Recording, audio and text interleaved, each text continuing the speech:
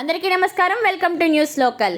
నాలుగోసారి ఎమ్మెల్యేగా గెలిచిన వేగుళ్ల జోగేశ్వరరావు శనివారం మండపేట మున్సిపల్ కౌన్సిల్ సమావేశానికి హాజరయ్యారు. తొలి సమావేశంలోనే రెవెన్యూ సిబ్బంది తీరుపై అసహనం వ్యక్తం చేశారు. స్థానిక గొల్లపొంతలోని మున్సిపల్ షాపుల్లో ఒకదాన్ని అనాధికారికంగా అద్దెకు ఇచ్చి రెవెన్యూ అధికారులు అద్దెను జేబులో వేసుకుంటున్నారని ఆరోపించారు. దీంతో రెవెన్యూ సిబ్బంది నీళ్లు మింగడం వరువంతైంది. షాపు తాళాలు ఎక్కడ ఉన్నాయన్న ఎమ్మెల్యే ప్రశ్నకు మా దగ్గర లేవన్న సమాధానం ఎదురైంది. షాపులు అద్దెకు ఇవ్వకుండా స్థానికులు ఆక్రమిస్తే చూస్తూ ఉన్న అధికారుల తీరు విస్మయపరుస్తోంది. మున్సిపల్ ఆదాయాన్ని పరీక్షించాల్సిన రెవెన్యూ అధికారులు అన్యాక్రాంతం చేయడం హాస్యాస్పదంగా ఉంది. ఇలా ఉండగా సమావేశం ముగిసిన వెంటనే ఆర్ఐ ప్రభాకర్ చౌదరి హుటాహుటిన అక్కడకు వెళ్లి కలి తిరగడం పలు అనుమానాలకు తావిస్తోంది.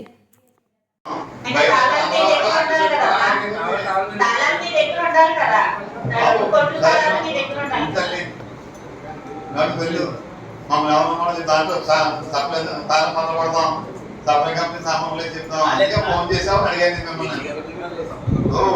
సప్లై సామాన్ దాంట్లో మీద సప్లై నడుపుతాను ఇవాళ కూడా ఫోన్ వెళ్ళిందో ఇది వెళ్ళిందో తాళం ఇస్తారు అంతే. ఆయన కూడా అలాగే చెప్పుడైనా